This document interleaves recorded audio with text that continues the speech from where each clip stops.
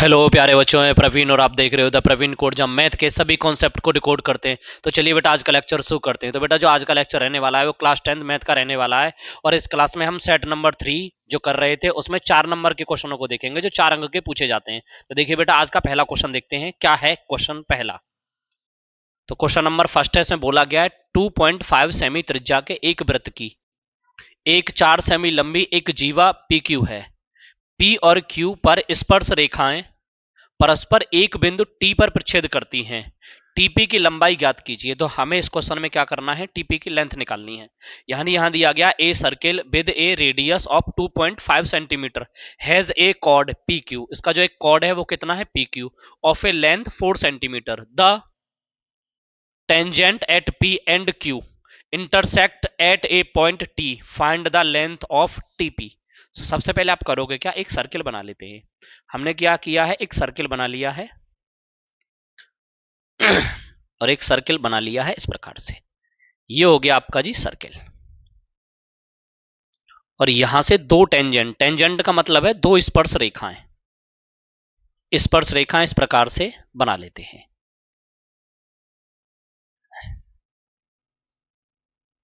ये स्पर्श रेखा इधर से बन गई और एक स्पर्श रेखा बेटा हम इधर से बना लेते हैं।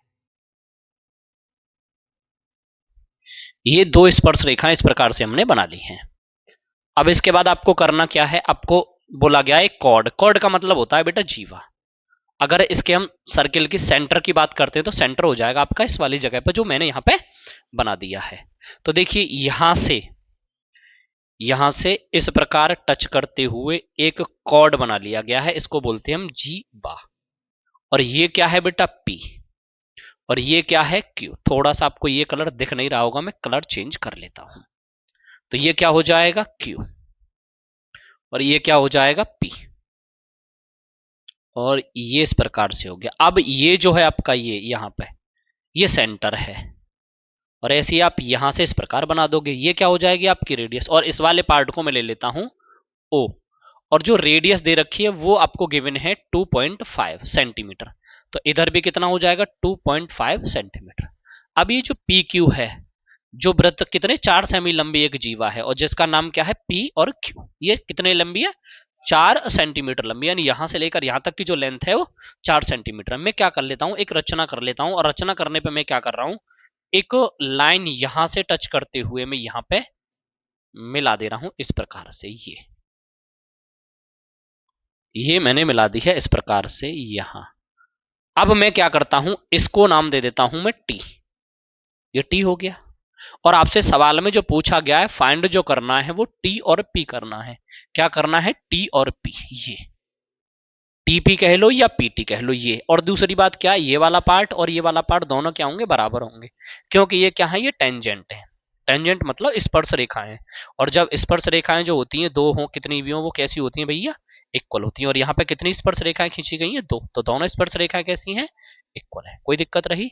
तो इसका मतलब यहाँ पे मैं ये बात लिख सकता हूं, P T is equal to Q T.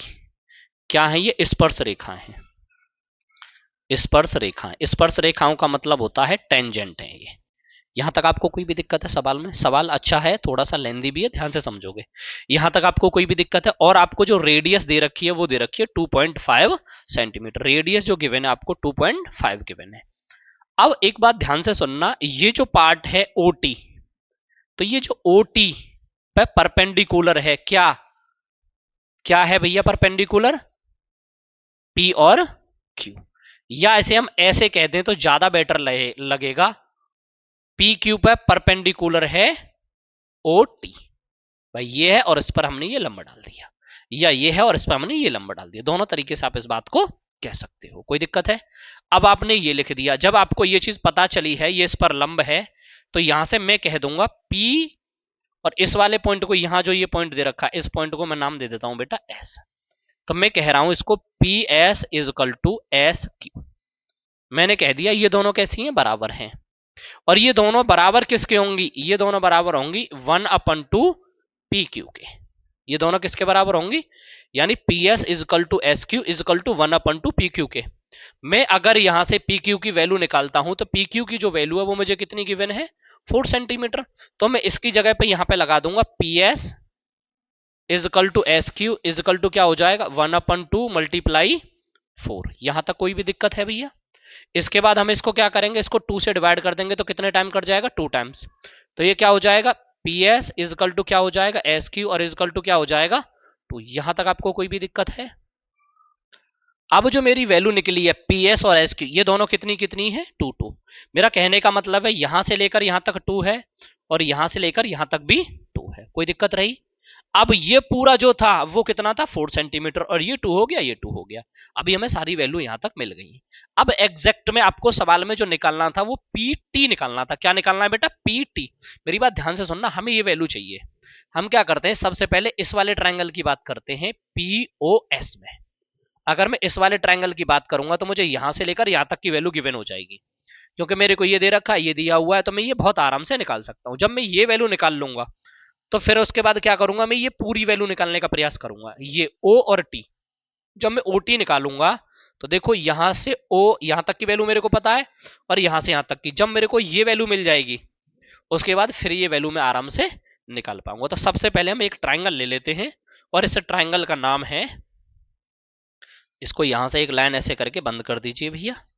उसके बाद जब हम इसको बंद करेंगे तो यहां से क्या हो जाएगा, इन ट्राइंगल क्या होगा भैया पी क्यू एस।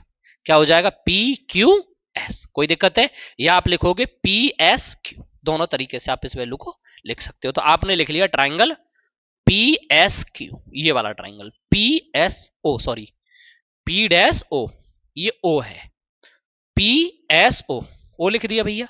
अब उसके बाद आपको करना क्या है, इसको इतना काम करना है, पाइथागोरस थ्योरम लगाओगे तो आप सबसे पहले क्या लिखोगे जी, ओ पी का स्क्वायर बराबर क्या हो जाएगा ओ एस का स्क्वायर और प्लस के क्या हो जाएगा पी एस का स्क्वायर। यहां तक आपको कोई भी दिक्कत है? अब आप क्या लिखोगे ओपी। ओपी कितना है बेटा आपका, ओपी है 2.5, तो ये हो जाएगा 2.5 का whole square is equal to O S. O S हमको नहीं पता है, ये हो जाएगा ओ एस का square is equal to P S. यहां से यहां तक पी एस कितना है जी 2 का स्क्वायर। तो जब हम 2.5 का स्क्वायर करेंगे यानी 25 का स्क्वायर करते हैं तो 625 होता है। तो मैं इसको क्या लिखूंगा 6.25। जब बेटा मैं 2 का स्क्वायर करता हूं तो कितना हो जाता है 4 और इज इक्वल टू क्या हो जाएगा ओ एस का स्क्वायर। 6.25 में से 4 माइनस कर दोगे तो कितना हो जाएगा 2.25 इज इक्वल टू क्या हो जाएगा ओ एस का स्क्वायर। अगर मैं यहां से ओ एस की वैल्यू निकालता हूं, किसकी, ओ एस की वैल्यू निकालता हूं, तो ये ओ एस की जो वैल्यू है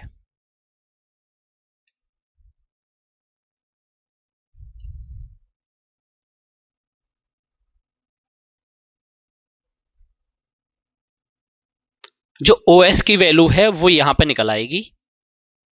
ओ एस का स्क्वायर इज इक्वल टू में से लिखूंगा 1.15 का होल स्क्वायर। तो मैंने यहां से लिख दिया O S is equal to 1.5। मेरे को अब ओ एस की वैल्यू मिल गई है। किसकी वैल्यू मिल गई है बेटा, ओ एस की। तो ये जो वैल्यू थी यहां से लेकर यहां तक, ये वैल्यू आ गई है बेटा 1.5। अब आपको ये वैल्यू पता चल गई, कोई परेशानी रही? अब हम क्या करते हैं, हम एक ट्राइंगल ले लेते हैं और इस ट्राइंगल का नाम रखते हैं पी ओ टी, या हम कहेंगे टी ओ पी, ठीक है, या टी पी ओ, ये वाला ट्राइंगल कह दो। इसमें कोई दिक्कत है, कोई परेशानी यहां तक? बहुत सुंदर बात है, यहां तक आपको कोई दिक्कत नहीं। तो हम यहां से क्या करते हैं, in triangle T P O, मैंने क्या ले लिया टी पी ओ, ये पूरा इस प्रकार से, ठीक है भैया। तो मैंने क्या लिया टी पी ओ में। अब इस वाले ट्राइंगल में हमने काम किया है, कोई दिक्कत रही? अब जब आप इस वाले ट्राइंगल में काम करोगे तो यहां पे ये जो एंगल बनता है वो कितने डिग्री का बनता है भैया, स्पर्श रेखा के साथ जो रेडियस पे आप लंब डालते हो सेंटर पे, तो वो क्या बनता है 90 डिग्री का एंगल बनता है। तो हमने वही बना दिया है। तो यहां से जो हम लिखेंगे वो लिखेंगे ओ और टी, क्या बनेगा ओ टी का स्क्वायर इज इक्वल टू क्या हो जाएगा ओ पी का स्क्वायर प्लस में क्या बन जाएगा पी टी का स्क्वायर। ये बन जाएगा भैया आपका पी टी का स्क्वायर। कोई दिक्कत रही? अगर आप इस वाले पार्ट को यहां से लेकर यहां तक देखते हो तो ये दो पार्ट से मिलकर बना, एक क्या है ओ एस और एक क्या है एस टी। तो आप ओ टी की जगह पे जो लिखोगे वो लिखोगे ओ एस प्लस के एस टी, ये आप ऐसे लिख दोगे और इसका क्या कर दोगे होल स्क्वायर इजकल टू क्या हो जाएगा ओपी। अगर आपको ओपी की वैल्यू पता है तो आप ओपी की वैल्यू पुट कर दीजिए। ओपी की वैल्यू कितनी है 2.5, ओपी की जगह पे आप लिख दीजिए 2.5 का होल स्क्वायर प्लस पीटी की वैल्यू आपको पता है जी, नहीं पता पीटी की वैल्यू आपको तो आप इसकी जगह पे इसकी वैल्यू लगा दोगे। अब है ही नहीं तो हम कुछ लगा ही नहीं सकते। उसके बाद ओएस, ओएस की वैल्यू अभी आपने निकाली थी थोड़ी देर पहले। तो पहले आप क्या करोगे, ए प्लस बी बन रहा है ना, तो आप ए प्लस बी का होल स्क्वायर लिखोगे। और जब आप सवाल में ए प्लस बी का होल स्क्वायर लिखते हो तो आप क्या लिखोगे, ओ एस का स्क्वायर प्लस के एस टी का स्क्वायर और प्लस के क्या हो जाएगा 2 मल्टीप्लाई ओ एस और मल्टीप्लाई एस टी और इजकल टू इसका जब वर्ग करते हैं तो कितना होता है 6.25 और प्लस के क्या हो जाएगा पी टी का स्क्वायर। यहां तक आपको सवाल में कोई परेशानी तो नहीं हो रही है? बहुत सुंदर। अब ओ एस की वैल्यू आपको दी हुई है, कितनी है 1.5। मेरे भाई आप इसकी जगह पे 1.5 का होल स्क्वायर कर दोगे और प्लस के लगा दोगे जी एस टी का होल स्क्वायर। किसका? एस टी का स्क्वायर। इसको लिख दोगे एस टी का square plus 2 multiply O S कितना है 1.5 मल्टीप्लाई क्या हो जाएगा एस और टी इजकल टू ये कितना आ जाएगा 6.25 और प्लस के क्या हो जाएगा पी और टी का स्क्वायर। उसके बाद इस सवाल को थोड़ा सा करते हैं हम इस पेज पे, फिर हमें जाना पड़ेगा नेक्स्ट पेज की ओर। इसका जब आप स्क्वायर करोगे तो कितना हो जाएगा भैया 2.25। उसके बाद प्लस एस टी का स्क्वायर प्लस 1.5 का मल्टीप्लाई 2 में करोगे तो कितना आ जाएगा 3st। उसके बाद इजकल टू इसको लिखोगे तो क्या आ जाएगा 6.25 और प्लस आ जाएगा पीटी का स्क्वायर। कोई दिक्कत रही भैया? अब आपको करना क्या है, इसको इस वाले पार्ट को आप इधर ले जाइए, इस वाले पार्ट को आप इधर ले जाओ या इस वाले पार्ट को इधर ले जाओ, ये तुम्हारी इच्छा है। तो मैं इसको लिख दे रहा हूं बेटा एस टी का स्क्वायर प्लस कितना हो जाएगा 3st इजकल टू देखो 6.25 प्लस के 2.25। नई बात बनेगी भैया, लाइन दूसरी आपको लेनी पड़ेगी। इसको करते हैं हम यहां के बाद नेक्स्ट वाले पेज पर, अगले पेज पे इसको करते हैं यहां से। और इसको मैं कर लेता हूं बेटा एक बार कॉपी, जिससे सवाल को करने में कोई दिक्कत ही नहीं आएगी। ये कर दिया है मैंने कॉपी और इसको कर देता हूं मैं कुछ पार्ट को रफ।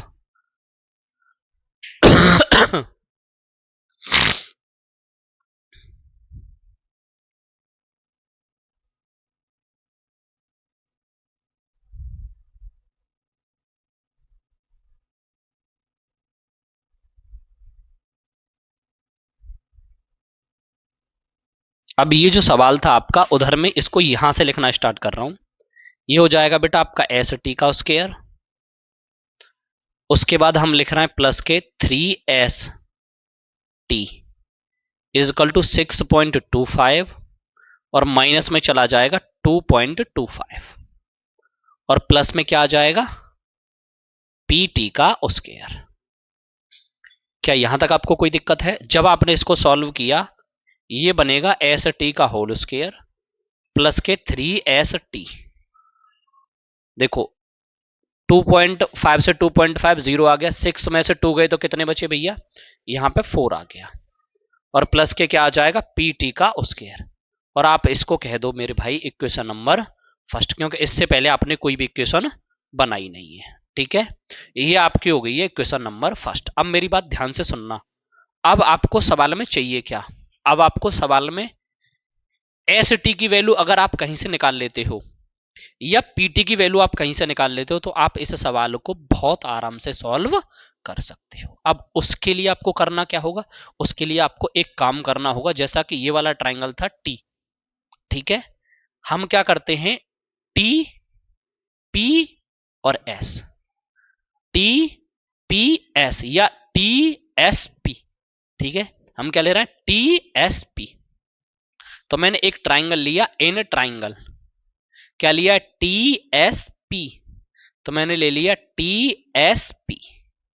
मैं इस वाले ट्राइंगल पे काम करूंगा, देखो टी एस पी ये ट्राइंगल। तो जब मैंने इसमें देखा तो मेरे को सबसे पहले क्या मिला बेटा, पी टी का स्क्वायर बराबर जो हो जाएगा वो क्या हो जाएगा बेटा, पी एस का स्क्वायर और प्लस के क्या हो जाएगा, एस टी का स्क्वायर। और यहीं से मैं इसको सिर्फ इतना ही सॉल्व करके मैं इसको नाम दे सकता हूं समीकरण 2, यानी इक्वेशन कौन सी बन गई है, सेकंड। अब देखो इधर क्या था, पीटी का स्क्वायर, मैं अगर ये वाली वैल्यू यहां पे पुट कर दूं तो मेरा सवाल आधा सॉल्व हो जाता है। मैं क्या करता हूं, यहां से पीटी स्क्वायर, देखो अब आपके पास दो ऑप्शन है, दोनों में से जो आपको बेटर लगे आप उसके अकॉर्डिंग कर सकते हो। मैं क्या कर रहा हूं, इस पीटी की जगह पे ये वैल्यू यहां रख दे रहा हूं, तो मैं यहां लिख रहा हूं put the value of P T square in equation first. कौन सी इक्वेशन में रख रहा हूं, फर्स्ट में। फर्स्ट इक्वेशन ये रही, तो मैंने यहां पे क्या लिखा है, एस टी का स्क्वायर प्लस के क्या हो जाएगा, 3st इज इक्वल टू क्या हो जाएगा 4, और पीटी की जगह पे ये पूरा क्या लगाऊंगा, पी एस का स्क्वायर और प्लस क्या लिखूंगा, एस टी का होल स्क्वायर। इधर क्या है, एस टी स्क्वायर, इधर क्या है, एस टी स्क्वायर, कट गया। कोई दिक्कत रही, कोई परेशानी है जी। और यहां हम क्या लगाना भूल गए थे, प्लस का सिंबल जो हमने नहीं लगाया था। क्लियर है जी। अब मेरी बात ध्यान से सुनना, अब इसके बाद मैं इस सवाल को थोड़ा सा यहां पे सॉल्व करूंगा। ये कितना है 3 और ये कितना है s और ये कितना है t is equal to 4। P S कितना है 2, 2 का वर्ग कितना होता है 4, तो प्लस के क्या हो जाएगा 4। इसको हटाओ भाई, इसकी हमको जरूरत है ही नहीं, अब क्यों लिखेंगे इसको। उसके बाद आपका क्या बचा, कुछ नहीं, इधर हो गया आपका 8, तो आपको चाहिए था एस टी, और जब आपने एस टी की वैल्यू निकाली तो क्या आ जाएगी 8/3। अब आपको किसकी वैल्यू मिल गई है बेटा, एस टी की। अब आप एक बात ध्यान से सुनिए, अब हम यहां लिखेंगे put the value of S T in equation, कौन सी, सेकंड। किस में रख रहा है, सेकंड में, ये वाली इक्वेशन। ठीक है, ये क्या है, पीटी का square is equal to P S की वैल्यू 2 का वर्ग प्लस एस टी कितना है 8/3 का स्क्वायर का होल स्क्वायर। पीटी का स्क्वायर इज इक्वल टू ये कितना आ जाएगा 4, ये कितना आ जाएगा 64 और अपन कितना हो जाएगा 9। ये आ जाएगा पीटी का स्क्वायर इज इक्वल टू, इसका इसमें करोगे तो कितना आ जाएगा 36 प्लस के 64 और अपन क्या आ जाएगा 9। यहां तक आपको कोई दिक्कत है, बहुत सुंदर। अब आप क्या लिखोगे, पीटी का स्क्वायर इज इक्वल टू ऊपर कितना हो जाएगा 100, नीचे कितना हो जाएगा 9। इसको यहां पे सॉल्व कर लेते हैं। अगर मैं यहीं से पीटी की वैल्यू निकालता हूं या पीटी स्क्वायर की, तो इसे लिखूंगा 10/3 और इसके ऊपर क्या लगा दूंगा रूट, या मैं क्या लिख दूंगा भैया, इसका होल स्क्वायर। सही बात है, स्क्वायर से आपका स्क्वायर कट जाएगा, तो पीटी बराबर जो वैल्यू आ जाएगी, या तो आपकी वैल्यू आ जाएगी 10/3 या पीटी बराबर आप वैल्यू निकालोगे 3×3 = 9 और 3×3 = 9। अप्रोक्स में आप इतना आंसर लिख सकते हो। कोई दिक्कत है आपको, उतार सकते हो सवाल को। पहले दिया गया है in the figure DE parallel AC and DF parallel AE prove that, आपको प्रूफ जो करना है वो करना है बीएफ ये वाला part is equal to F E, यानी अपन में F E is equal to BE upon EC, ये आपको प्रूफ करना है। अब ये कैसे प्रूफ होगा, सबसे पहले हम लिख लेते हैं गिवन, जो आपको एरिया गिवन है, जो आपको गिवन है उसको हम लिख लेते हैं। गिवन दिया हुआ है आपको डीई पैरेलल एई एंड, दूसरा दिया हुआ है एंड, दूसरा क्या दिया हुआ है डीएफ पैरेलल एसी, और जो प्रूफ करना है एई, प्रूफ करना है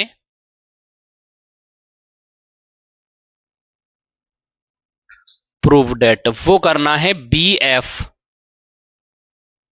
अपन F E is equal to दूसरा है बीई अपन क्या हो जाएगा ई और सी। ये चीज आपको प्रूफ करनी है। तो सबसे पहले हम क्या करते हैं, एक ट्राइंगल ले लेते हैं, इन ए ट्राइंगल। और ट्राइंगल हम कौन सा ले रहे हैं, देखो ए बी सी। सबसे पहले मैंने कौन सा ट्राइंगल लिया है, ए बी और सी। एंड दूसरा ट्राइंगल ले रहा हूं मैं डी बी ई। कौन सा ले रहा हूं, डी बी ई। कोई दिक्कत है यहां तक, बहुत सुंदर। तो मैंने दूसरा ट्राइंगल ले लिया है भैया डी बी ई। और जब हम इसमें काम कर रहे हैं इन दोनों ट्राइंगल में, तो हम सबसे पहले लिखेंगे यहां से बी ई। क्या लिख रहे हैं हम, बी, देखो बी ई मैंने क्या लिखा है, बी ई अपन क्या हो जाएगा ई और सी इज इक्वल टू क्या लिखूंगा, बी डी। क्या लिखूंगा, बी डी। अपन में क्या हो जाएगा, ए और डी।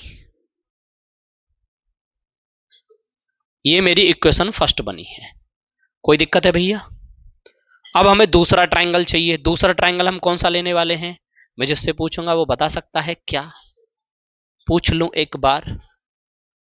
तो दीपक जी, एक ट्राइंगल मैंने आपको बता दिया ए बी और सी लेने के लिए, ठीक है। अब हम दूसरा ट्राइंगल कौन सा लेने वाले हैं, आप हमको बता सकते हो क्या, बता दीजिए थोड़ा सा जी, बता दीजिए।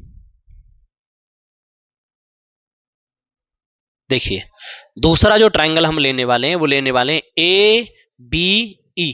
कौन सा लेने वाले हैं, दूसरा जो ट्राइंगल हम लेने वाले हैं इन ट्राइंगल क्या हो जाएगा, ए बी ई।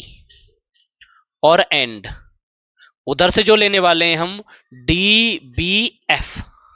क्या लेने वाले हैं, ट्राइंगल डी बी एफ। ये हम ट्राइंगल लेने वाले हैं, दोनों को हमने ले लिया है। इसके बाद यहां से हम क्या कंडीशन बना सकते हैं वो हमें देखना है। तो दूसरी वाली बात क्या रहेगी, इधर से क्या हो जाएगा, ये क्या हो जाएगा आपका बी एफ। क्या हो जाएगा, बी एफ। और अपन में क्या आ जाएगा, यहां से अगर आप देखोगे तो क्या हो जाएगा, एफ ई।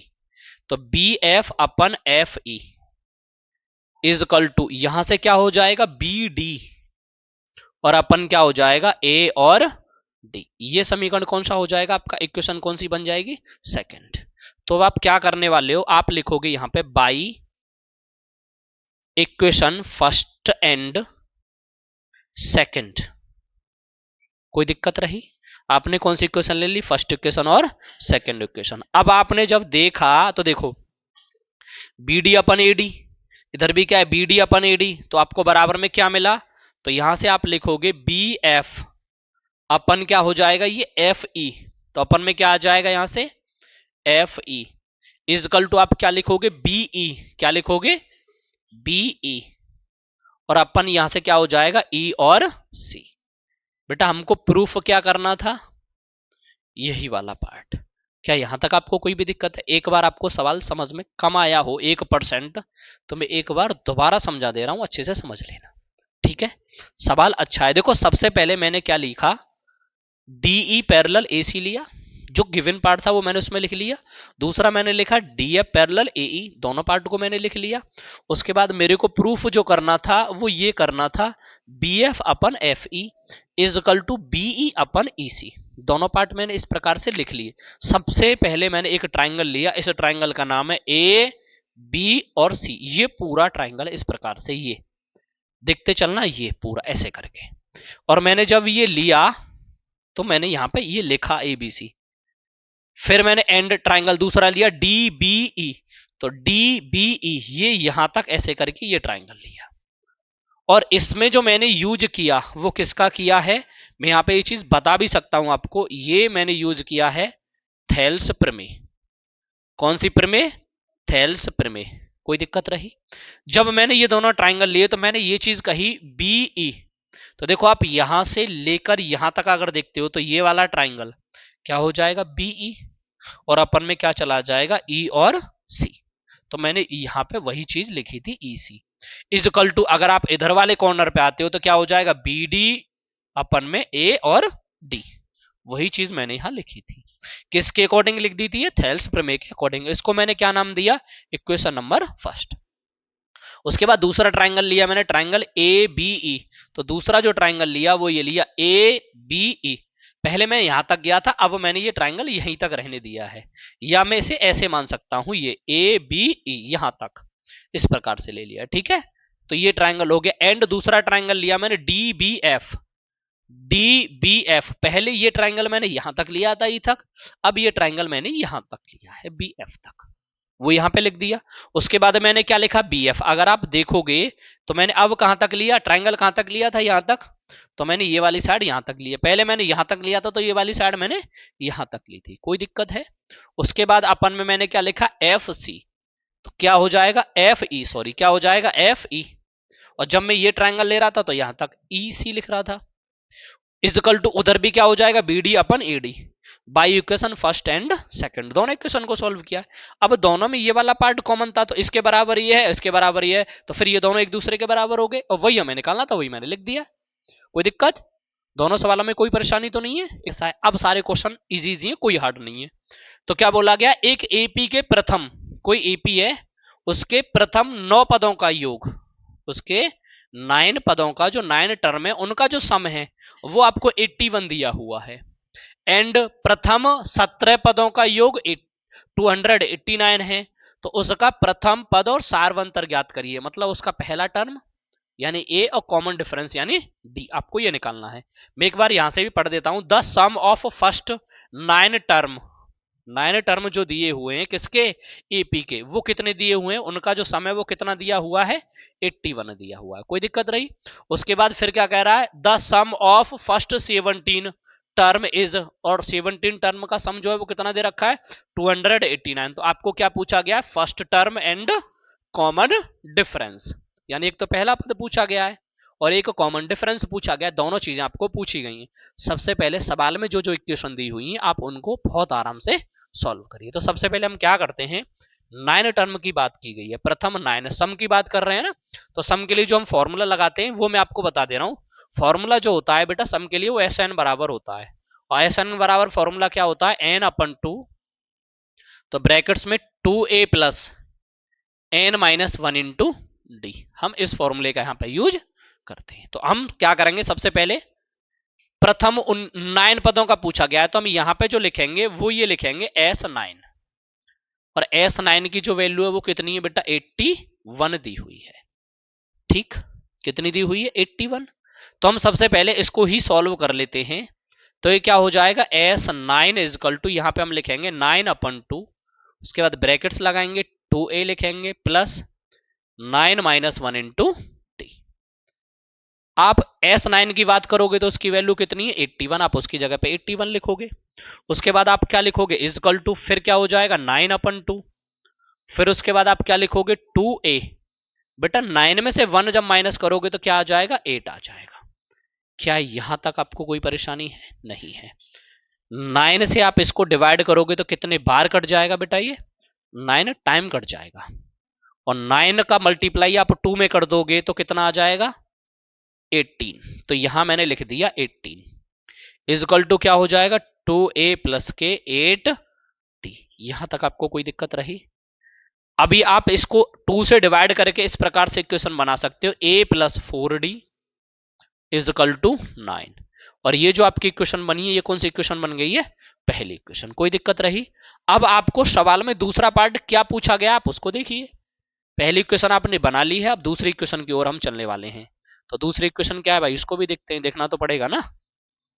अब उसमें कितने बोला गया, 17। 17 का मतलब है S17, और इजकल टू कितना दिया हुआ है, 289, ये वैल्यू आपको दी हुई है।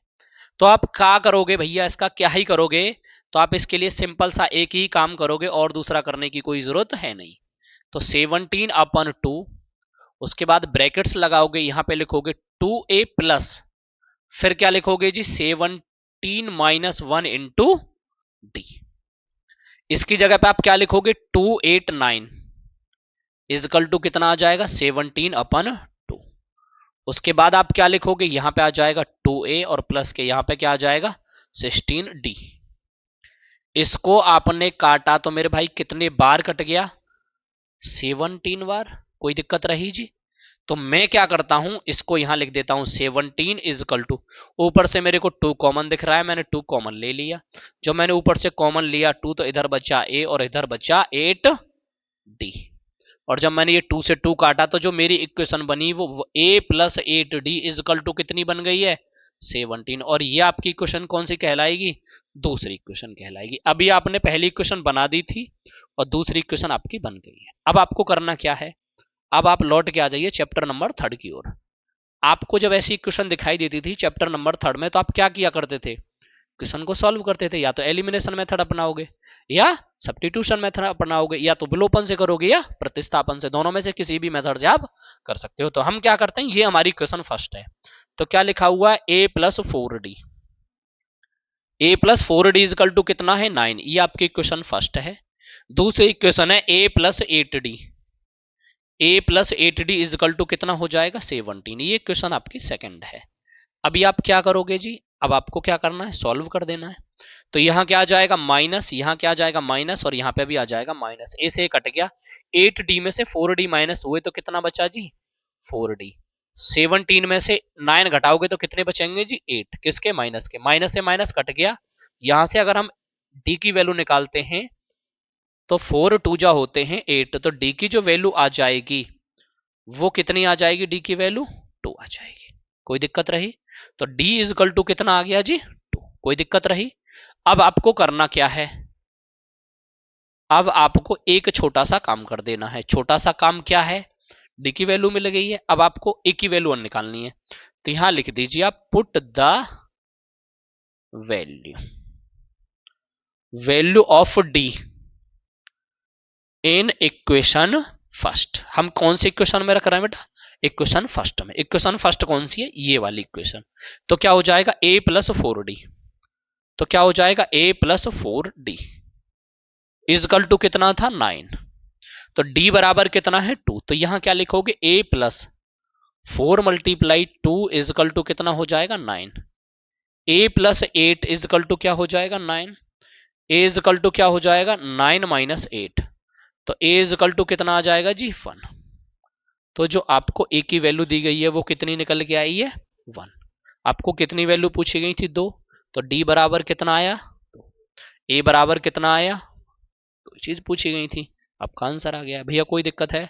हमने कितने सवाल किए, तीनों में कोई डाउट तो नहीं है किसी को, एकदम क्लियर है, आराम से समझ में आ रहे हैं ना, कोई जल्दबाजी तो नहीं हो रही है? चलो अगले क्वेश्चन की ओर चलते हैं। अगला क्वेश्चन क्या है इसको भी देख लेते हैं। इसमें बोला गया द्विघात बहुपद, कौन सा बहुपद है, द्विघात बहुपद। एक्स का स्क्वायर माइनस के 5 के शून्य ज्ञात कीजिए और शून्यकों तथा गुणांकों के बीच के संबंध की सत्यता की जांच कीजिए। यानी find the zeros of the quadratic polynomial X का square minus 5 and verify the relationship between the zeros and the coefficient. पहले इसका क्या करना है, देखो पेपर में ऐसे सवाल आने की प्रबल संभावना है। इस वाले चैप्टर से रिलेटेड, इस टाइप से रिलेटेड एक क्वेश्चन आपसे 100% पेपर में पूछे जाने वाला है। सिंपल पूछ ले, थोड़ा घुमा के पूछ ले, वो एक अलग बात है।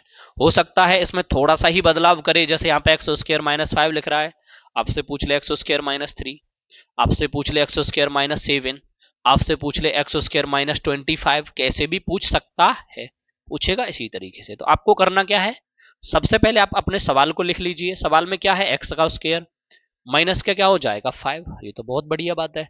अब आप करोगे क्या, यहां लिखोगे एक्स का स्क्वायर, इस 5 को आप अगर ऐसे लिख लोगे तो क्या आपको कोई दिक्कत होगी? कुछ लोग बोलेंगे जी 5 रूट 5 कैसे बन गया, तो 5 जो है वो रूट 5 इस प्रकार से बन गया क्योंकि ये जो 5 है, इस 5 को मैं ऐसे भी तो लिख सकता हूं, रूट 5 मल्टीप्लाई रूट 5, और जब मैं इन दोनों का मल्टीप्लाई करूंगा तो मेरे को यही नंबर तो मिलेगा, क्योंकि रूट 5 मल्टीप्लाई रूट 5, तो रूट से रूट कट के मिला क्या 5। तो मैंने अपनी सुविधा के लिए 5 को इस तरीके से लिख लिया है। अब हम करते क्या है जी, इसके बाद हमें एक फॉर्मूले की जरूरत होती है, और आप फॉर्मूला वो सभी जानते हैं। फॉर्मूला होता है ए का स्क्वायर माइनस बी का स्क्वायर, और आप इसे ऐसे लिख सकते हो a प्लस बी, और ये हो जाएगा बेटा a माइनस बी। यहां तक आपको कोई परेशानी है? नहीं है तो बहुत सुंदर बात है। तो आप इस सवाल को अब इस तरीके से लिख दीजिए, यानी एक ब्रैकेट्स में आप x प्लस रूट 5 लिखोगे और दूसरे ब्रैकेट्स में x माइनस रूट 5 लिखोगे। अब आगे आपको जीरोस निकालने हैं, यानी अल्फा और बीटा की वैल्यू निकालनी है। तो आपको करना क्या होगा, यहां पे लिखना होगा यदि, और आप इसे ऐसे भी लिख सकते हो if x plus root 5 is equal to 0। तो यहां से कह दोगे x is equal to minus के रूट 5। फिर आप इसे ऐसे भी कह सकते हो x minus root 5 is equal to 0। तो यहां से x इज इक्वल टू क्या भी कह सकते हो, 5। तो आप इनमें से एक वैल्यू को अल्फा की वैल्यू ले सकते हो और एक वैल्यू को बीटा की। आपके दिमाग में एक बात चल रही होगी, किसको अल्फा लेना है और किसको बीटा लेना है। यहां पे आपकी स्वतंत्रता है, आप पहले वाले एलिमेंट को अल्फा ले लो, दूसरे वाले को बीटा ले लो। आपका मन है जी पहला वाला हमें बीटा चाहिए तो आप पहला वाला बीटा ले लो और दूसरा वाला अल्फा ले लो, इसमें कोई भी प्रॉब्लम नहीं है। आप अपने अनुसार चीजों को अलग अलग तरीके से ले सकते हो। तो मैंने यहां पे क्या मान लिया, अल्फा इज इक्वल टू जो वैल्यू मानी वो मैंने रूट 5 ले ली, और बीटा इज इक्वल टू जो लिए मैंने वो कितनी ले ली है, रूट 5 ले ली। कोई दिक्कत, एक माइनस में और एक प्लस में। अब हमें करना क्या है, सवाल में जांच करनी है। किसकी जांच करनी है कि ये भाई सत्य है या असत्य। तो हमें क्या करना है, सत्यता की जांच करनी है। क्या करनी है, जांच करनी है। चलो सा करते हैं सत्यता की जांच। कैसे करोगे सत्यता की जांच, वेरीफाई करना है आपको। कैसे करोगे, सबसे पहले आप अपने सवाल को यहां पे लिख लोगे, एक्स का स्क्वायर माइनस के 5, और आप इसकी कंपैरिजन करोगे ए एक्स का स्क्वायर प्लस के बी एक्स और प्लस सी बराबर 0 से। जहां एक्स स्क्वायर का कोएफिशिएंट होता है, जहां एक्स स्क्वायर का गुणांक होता है, वहां से मिलता है आपको ए। तो यहां आपको एक्स स्क्वायर का कोएफिशिएंट कितना दिखाई दे रहा है, ए, और हमारे सवाल में कुछ नहीं दिखाई दे रहा, यानी एक्स स्क्वायर से पहले हमें कोई डिजिट दिखाई नहीं दे रहा। और जब कोई डिजिट दिखाई नहीं देता एक्स स्क्वायर से पहले, तो उसके साथ क्या माना जाता है, 1। अगर वहां पे माइनस का सिंबल होता है तो क्या माना जाता है, -1। अब बात आती है बी एक्स की। क्या आपको सिंगल एक्स कहीं दिखाई दे रहा है, जी नहीं दिखाई दे रहा है। जब आपको सिंगल एक्स दिखाई नहीं दे रहा तो आपको बी की वैल्यू मिलेगी नहीं। फिर आपको कांस्टेंट वैल्यू दिखाई दे रही है, कांस्टेंट वैल्यू क्या है, एग्जैक्ट में सी है, और सी जैसा वर्ड आपको दिखाई दे रहा है, बिल्कुल दिखाई दे रहा है, क्या है, 5। तो यहाँ पे v की वैल्यू आप क्या कह दोगे जी, 0, और c बराबर आप क्या कहोगे, -5, क्योंकि प्लस होना चाहिए, यहाँ पे माइनस होता -5 हो जाएगा। यहां तक आपको कोई दिक्कत रही। अब आपको करना क्या है सवाल में, अब आपको अपने फॉर्मूले का यूज कर देना है। तो मेरे भाई सबसे पहले फॉर्मूला होता है योग का। तो योग का जो फॉर्मूला होता है वो होता है अल्फा प्लस बीटा, और फॉर्मूला होता है माइनस के बी अपन ए। अब अल्फा की वैल्यू आपने कितनी ले रखी है, माइनस के रूट 5। तो एफ अल्फा की जगह पे क्या लिखोगे, माइनस के रूट 5। उसके बाद क्या लिखोगे, प्लस बीटा, बीटा की वैल्यू कितनी है जी, रूट 5। उसके बाद इजकल टू माइनस लगाओगे फॉर्मूले का, बी की वैल्यू नहीं है मतलब 0 है, तो आपको क्या लगाना है जी, 0, और डिवाइड ए की वैल्यू कितनी है, 1। देखो ये दोनों कटे तो क्या बचा, और बेटा 0 में आप किसी भी नंबर से डिवाइड करोगे तो भी क्या आएगा, 0 ही आ जाएगा, और 0 में किसी भी नंबर से मल्टीप्लाई करोगे तो भी 0 ही आता है। तो यहां पे क्या हो जाएगा, 0 बराबर 0। तो यहां तक आपको कोई भी दिक्कत हुई। अब आपके पास एक डिजिट और बचता है जिसको हम कहते हैं प्रोडक्ट, मतलब मल्टीप्लाई, मतलब गुणनफल। गुणनफल क्या होता है, गुणनफल जो होता है वो ये होता है alpha into beta is equal to क्या हो जाएगा, सी अपन ए। अल्फा की वैल्यू आपको पता है कितनी है मेरे भाई, रूट 5। बीटा की वैल्यू आपको पता है कितनी है, रूट 5। सी की वैल्यू कितनी है बेटा, माइनस के 5। ए की वैल्यू कितनी है, 1। रूट 5 का रूट 5 से मल्टीप्लाई होगा तो क्या हो जाएगा, 5, और माइनस और प्लस होगा तो क्या हो जाएगा, माइनस। इसका मतलब इधर से क्या मिला, -5, इधर से क्या मिला, -5। तो आपके सवाल का आंसर कैसा आ रहा है, सारी कंडीशन कैसी हैं, इक्वल हैं। और जब सभी कंडीशन इक्वल हैं तो हम क्या कह देंगे, सत्यता कैसी रही इनकी, सत्य रही, यानी पास हो गए। ठीक है, कोई दिक्कत रही यहां तक, बहुत सुंदर बात है। इसके बाद चलते हैं हम अगले क्वेश्चन।